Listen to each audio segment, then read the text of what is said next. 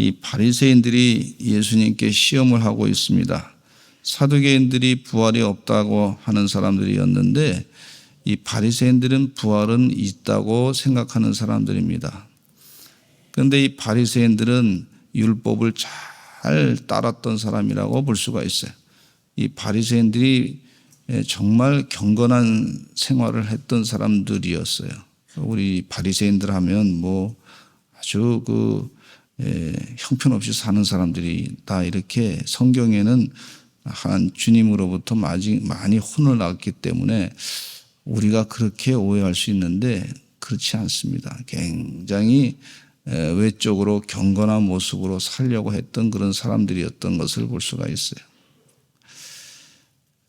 근데 이 문제가 뭐가 있냐면 예수님을 그리스도로 바리새인들이 인정하지 않는다는 데 문제가 있어요. 예수님이 메시아로 오셨는데 하나님의 아들이시고 본질적으로 하나님과 같으신 분이신데 율법은 많이 따라갔어요. 근데 율법은 많이 따라가고 율법의 조항에 대해서 많이 묵상하고 그러다 보면 하나님에 대해서 생각은 많이 하지만 정작 예수님이 메시아이십니다. 그리스도이심, 우리를 위해서 오신 구세주이십니다. 죄에서부터 우리를 건져주신 분이십니다. 우리 죄를 다 사해 주시는 그런 분이십니다. 이런 고백을 하지 못하니 율법을 그동안 많이 배웠던 것이 이것이 제대로 역할을 드러내지 못한다. 이게 안타까운 얘기입니다. 근데 율법은요, 참 중요한 거예요. 하나님께서 당신의 선택된 백성들을 위해서 율법을 주셨어요. 그러니까 주변의 백성들, 이방인들은요, 하나님 말씀 없이 살았단 말이죠. 그러니까 짐승처럼 사는 거죠. 그냥 뭐 인간의 쾌락이 있는 대로 막 사는 거죠. 무질서하게 사는 거죠. 근데 하나님은 당신의 사랑하는 백성들에게 율법을 주셨어요. 특별히 레위기 율법 말씀에 보면은요, 정결한 생활이 무엇이고 또 거룩한 생활이 무엇이고 아주 그 부분에 대해서 철저하게 우리 하나님께서 가르쳐주고 계신 것을 볼 수가 있어요. 하나님이 선택된 백성들, 또 하나님이 만드신 백성들, 하나님은 어떻게 살면 하나님의 축복을 그 백성들이 감당할 것인가를 자세하게 가르쳐 주신 거예요. 그래서 이스라엘 백성들은 그 하나님의 율법에 대해서 아주 자부심을 갖고 있었고 하나님의 율법을 따라서 사는 동안에 하나님의 기적의 역사도 많이 또 체험했던 그런 백성들입니다. 그러니까 율법이 참 귀중해요. 근데 율법 없이 살았던 백성들 가운데 대표적으로 소돔성은요, 하나님이 심판했던 걸 볼 수가 있지 않습니까? 그들은 말이죠, 이 도덕적으로 또 영적으로 아주 그냥 육체적으로 쾌락을 추구하던 일을 했던 사람들이죠. 아브라함의 조카 롯이 그 소돔성에 살고 있었는데 그 율법이 없으니까, 그러니까 율법 말씀대로 뭐 순종하고 거룩한 생활로 살고자 했던 그런 사람들이 아니니까 말이죠. 그냥 남자와 남정네끼리 같이 그냥 상관하고 그렇게 잠을 자자고 그러고, 그리고 그렇게 하다 보니까 세상적으로 쾌락을 많이 추구하다 보니까 천사가 심판하려고 그 소돔성에 들어갔을 때 롯의 집에 들어가서 롯을 구원하려고 했는데, 그런데 사람들이 보니까 롯의 집에 사람들이 들어갔으니까 말이죠. 그러니까 사람들이 이웃 동네에서 온 사람인데 우리끼리는 다 그렇게 지내보고 이렇게 지내보고 했는데 우리 알 거 다 알지 않냐고 그러면서 다 해봤는데 재미가 없는데 한 사람이 또 외지에서 왔으니 우리가 좀 재미 좀 누리자 그러면서 아주 그냥 롯의 집을 문을 두드리면서 그 사람들을 내놓으시기 바랍니다. 막 강력하게 막 부딪히고 막 그냥 문을 두드린 거예요. 그래서 그 롯이 또 어떻게 얘기했냐면요. 율법이 제대로 없으니까 하나님의 뜻이 제대로 작동 안 하니까 말이죠. 이러지 말라고. 내가 딸이 둘이 있는데 그 딸 둘을 아직 시집 안 간 딸인데 둘을 데리고 나가서 마음대로 그냥 같이 놀고 그렇게 그렇게 하라고 이 사람들은 건드리지 말라고 이렇게 얘기했단 말이에요. 이게 말이 됩니까 이게? 하나님의 율법이 없는 그런 사회, 이렇게 혼란한 사회, 도덕적으로 타락한 사회, 이게 율법이 얼마나 중요한지 몰라요. 예. 할렐루야. 예. 하나님의 계명이 참 소중하고 중요합니다. 십계명이 참 중요한 말씀이에요. 우리 사람을 사람 되게 만드신 말씀인 줄로 믿습니다. 예. 그 지난번에 우리 교수님 한 분이 이 동성애 문제 가지고 강의하시면서 이런 말씀을 하시더라고요. 이 율법이 없었던 주변의 사람들, 한 3,000년 전에 플라톤이나 소크라테스 이런 분들이 말이죠. 나타나가지고 아주 좋은 사상들을 얘기했지만은, 그러나 그 사상 가운데 플라톤이 특별히 이 향연이라고 하는 책이 있어요. 향연이라고 하는 책에 보면은 국가가 말이죠. 축제를 벌이는데 그게 뭐냐. 그럼 국가를 잘 이루어가지고 잘 해서 그 다음에 그 결론이 뭐냐. 아주 국가가 즐겁게 잔치를 베푼다. 그 향연이라고 하는 책에 나온다고 얘기하시면서 이런 말씀 하시더라고요. 그게 결국 뭐냐. 그 안에 내용 가운데 들여다보면 그림이 나와 있는데 이 플라톤이 이 소아하고 말이죠. 이 입을 맞추는 장면이 나와 있고 이 성기를 붙잡고 이렇게 있는 그런 그 소아가 성기를 붙잡고 있는 그런 모습이 그 사진이 있어요. 그걸 보여주는데 제가 플라톤이라는 사람이 괜찮은 사람인 줄 알았는데 율법이 없으니까 전부 남자들하고 소아성애하고 막 이런 그 시대란 말이죠. 그러니까 이 소크라테스라고 그런 사람도 이 무슨 사상적으로 대단한 것처럼 보이는데 네 자신 알라 그랬잖아요. 그런데 나중에 보니까 이분이 하나님 율법이 없으니까 그러니까 이게 소아성애하고 남자끼리 관계를 맺고 별일을 다 했다는 거예요. 그걸 보면서 제가 어렸을 때 학교 가가지고 이 소크라테스, 플라톤 이분들의 그 사상이 말이죠. 괜찮으니까 사람들이 막 자꾸 읽고 여러 가지 공부도 하고 그랬는데 이 환상이 다 깨져 버렸어. 빨리 깨는 게 축복이더라고요. 아멘. 그러니까 율법이 지금 하나님께서 지금 3,000년 전에 우리에게 구약 성경에 보면요. 그 말씀을 그렇게 주신 것은 벌써 그 시대에 그 타락한 그런 엄청난 죄악의 시대. 왕도요. 알렉산더 대왕이라고 하는 사람도 그냥 남자들끼리 자기가 좋아하는 그런 남자들끼리 상관하고 하나님이 그거 원치 않으셨단 말이에요. 그래서 율법을 주신 거예요. 너희들 짐승처럼 살지 말아라. 그래서 사람들이 자꾸 면역력이 떨어져가지고 그래서 감기 걸려서 죽었다 그러지 않습니까? 인도 가가지고 인도를 정벌하겠다 갔다가 알렉산더 대왕이 그 물속에서 목욕하고 들어갔다가 나왔는데 감기 걸려서 죽었다. 세상을 정복했던 사람이 말이죠. 죽은 게 이유가 뭐냐면 감기로 죽었다. 이게 얼마나 웃깁니까? 그죠?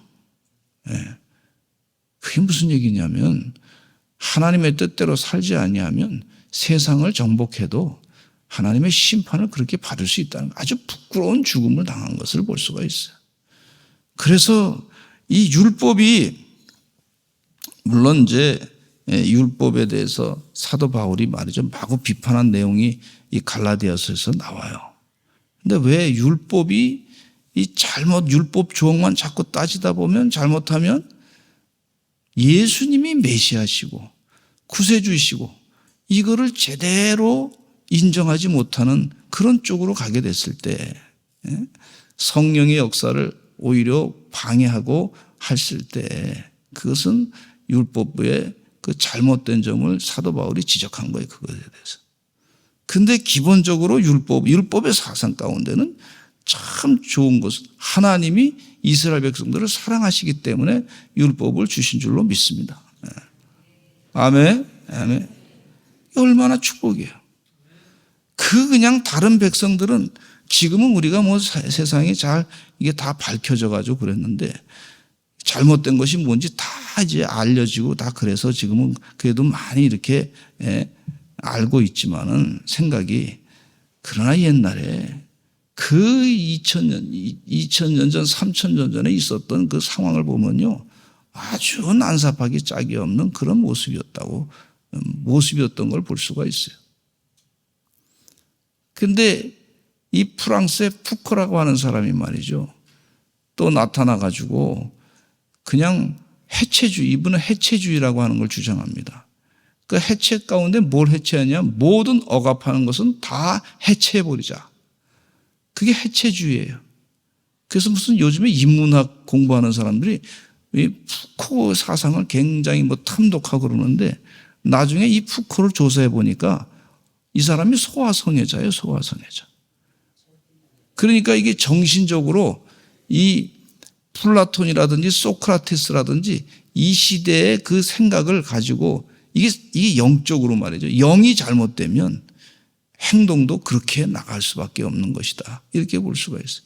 그래서 모든 억압하는 건 해체하자. 이 내용 가운데 보면 가정도 부모님이 자녀를 억압한단 말이죠.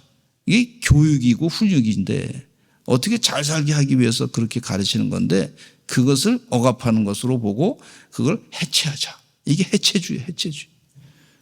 또 이 종교적인 그런 가르침, 훈육, 이 잘못된 길로 가면 안 됩니다. 이 죄가 이것입니다. 이것도 억압하는 거라는 거예요. 그래서 이걸 해체하자는 거예요. 해체. 그게 해체주의, 푸코 해체주의 개념이에요. 또 이 지금 사회는 남성 위주의 사회니까 여성이 말이죠. 남성한테 이 사회적으로 억압을 받고 있으니까 그것도 해체해버리자. 예. 그 하나님께서 분명히 만드신 이유와 목적이 있는데 그걸 가지고 자꾸 해체해버리자. 나중에는 어떻게까지 했냐면 하나님이라고 하는 존재, 예수 그리스도의 이 가르침, 이거 다 해체해버리자. 이것이 아주 그냥 내 마음대로 살자 이런 얘기예요. 그래서 이 율법이 있다고 하는 것이 얼마나 큰 축복이 되는 줄로 축복이 되는지 몰라요. 여러분 우리 자녀들이 해체주의로 세상 말로 얘기하면 지 멋대로 살다가 그냥 짐승처럼 살다가 그렇게 인생 지옥 가는 길로 망가지기를 원치 않잖아요.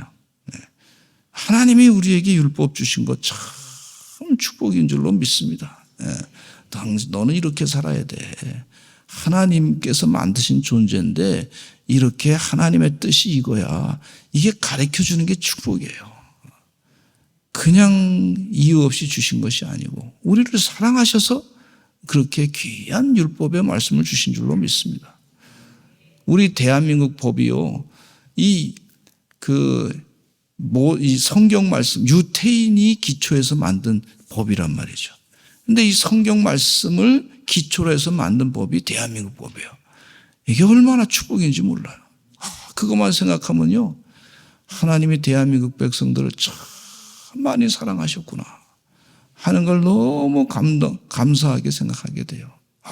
그렇지 않았으면 우리가 짐승처럼 살다가 죄악 가운데 빠져서 죽게 되고 세상에서 정말 뛰어난 백성으로 하나님께서 만드셨는데 그렇게도 살지 못하고 죽을 뻔했구나. 인생 망가질 뻔했구나. 그래서 얼마나 감사한지 몰라요.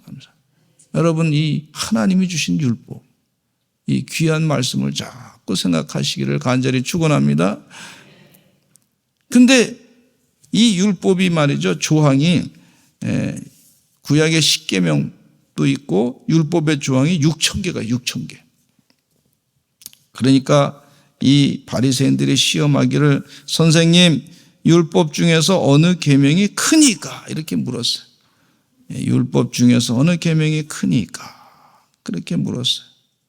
그랬더니 예수님께서 말씀하시기를 중요한 두 계명을 말씀하십니다. 37절로 40절 말씀 읽겠습니다. 시작. 예수께서 이르시되 내 마음을 다하고 목숨을 다하고 뜻을 다하여 주 너희 하나님을 사랑하라 하셨으니 이것이 크고 첫째 되는 계명이요 둘째도 그와 같으니 내 이웃을 내 자신같이 사랑하라 하셨으니 이 두 계명이 온 율법과 선지자의 강령이니라 그랬어요.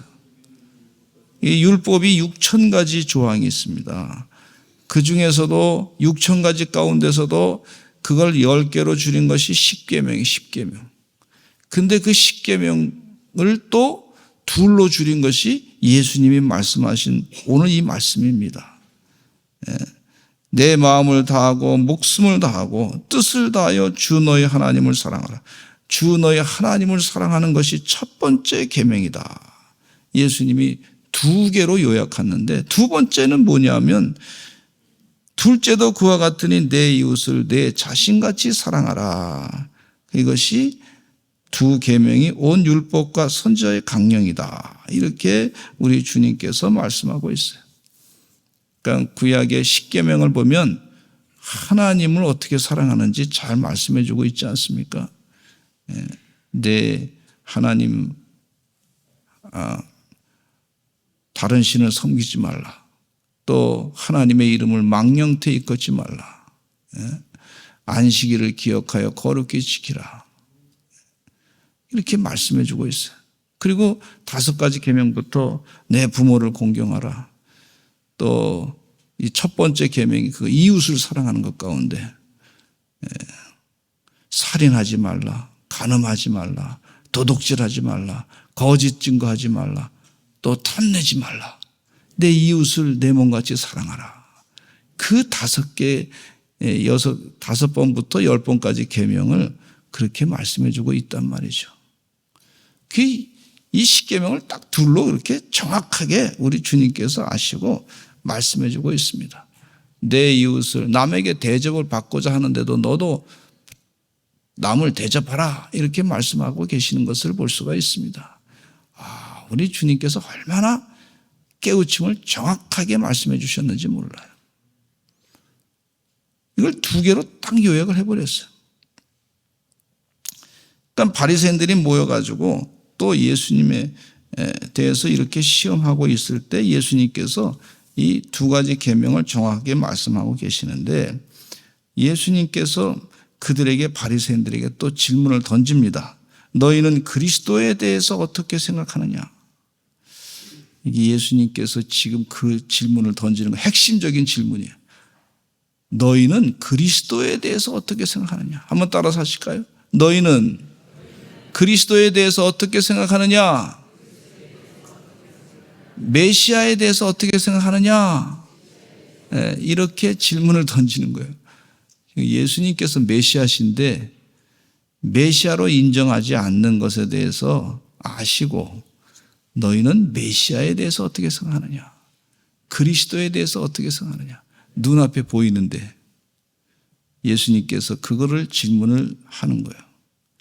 그러니까 예수님이 얼마나 이 사람들을 끝까지 사랑하셨는지 몰라요. 저들이 마음에 율법만 자꾸 주장하고 외적인 것만 자꾸 드러내고 율법의 조항을 자기들은 행하지 않으면서 다른 사람에게 율법의 조항 6,000가지를 얘기하면서 억압하고 힘들게 하고 거기서 얻는 여러 가지 종교적인 이득은 전부 취하면서 정작 예수님을 메시아로 인정하지 아니하고 예수님을 그리스도로 인정하지 아니하고 구세주로 인정하지 아니하고 주님의 말씀을 듣지 아니하고 자신들의 세상적인 욕심만 취하려고 하는 그런 모습들을 보면서 안타깝게 여기면서 이렇게 질문을 던지는 거야. 식구를 날리는 거죠, 한마디로. 너희는 메시아를 어떻게 생각하느냐? 그리스도를 어떻게 생각하느냐? 그러니까 잘 모를 것 같아서 예수님께서 이런 말씀하고 있어요. 누구의 자손이냐? 그러니까 그들이 얘기하기를 다윗의 자손이니다 그랬어요. 그러면 다윗이 성령에 감동되어 어찌 그리스도를 주라 칭하여 말한 것을 왜 생각하지 않느냐? 이렇게 예수님께서 반문하고 있습니다. 이 다윗에 대해서 상당히 존경하는 바리새인들이지 않습니까? 이 선왕이고 훌륭한 왕이고 정말 하나님의 일을 감당했던 귀한 왕이고 그런 왕인데 그 왕이 내 주라고 하는 표현이 있단 말이죠. 성령이 감동해서 내 주님, 메시아 이렇게 표현한 내용에 대해서 왜 그것은 인정하지 않느냐. 그리고 이 주께서 내 주께 이르시되 내가 내 원수를 내 발 아래에 둘 때까지 내 우편에 앉아 있으라 하셨도다 하였느니라. 그러면서 다윗이 그리스도를 주라 칭하였는데 어찌 그의 자손이 되겠느냐. 그러면서 그들의 논리적으로 아주 연약한 것에 대해서 지적하고 계신 것을 볼 수가 있어요. 우리 시편의 말씀을 한번 읽어보겠습니다. 간주해 보시면은요. 오늘 마태복음 22장 44절에 그 말씀을 이 다윗이 예수님을 메시아로 구세주로 내 주로 인정한 그런 내용을 시편의 말씀을 예수님께서 그걸 인용해서 말씀하신 내용이에요. 시편 110편 1절에 보시겠습니다.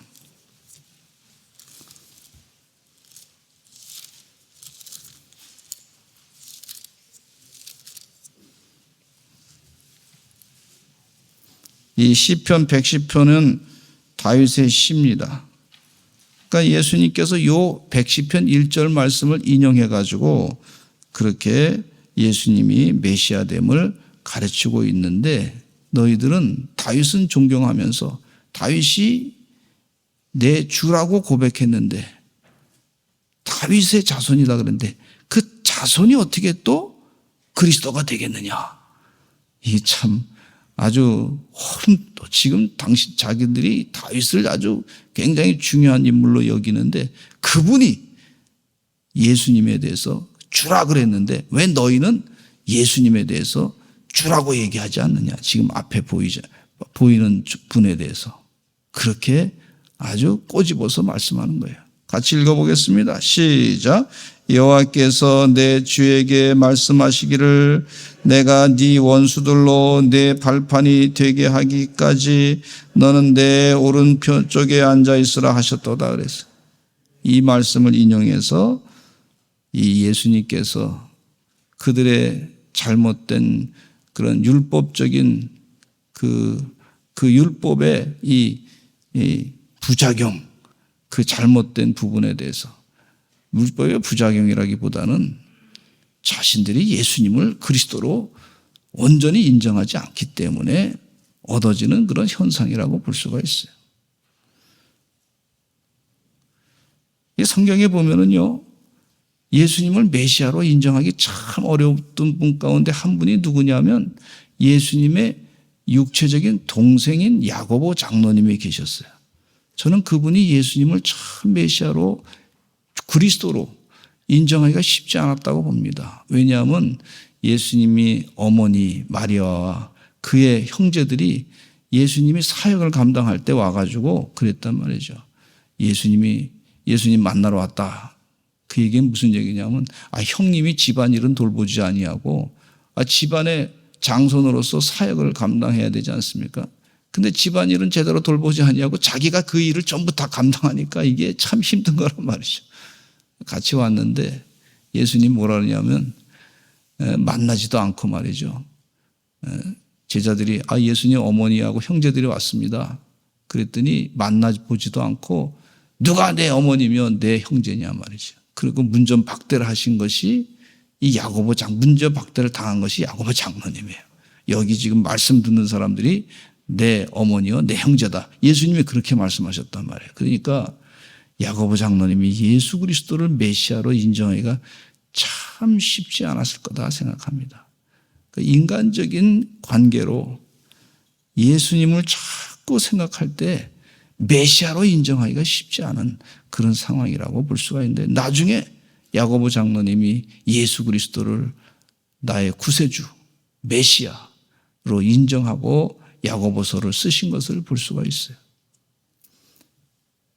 이 바리새인들도 자꾸 다윗에 대해서 그 육체적인 그런 혈통의 육체 혈통을 가지고 자꾸 따지다 보니까 예수님을 메시아로 인정하지 못하는 안타까운 현상을 볼 수가 있어요.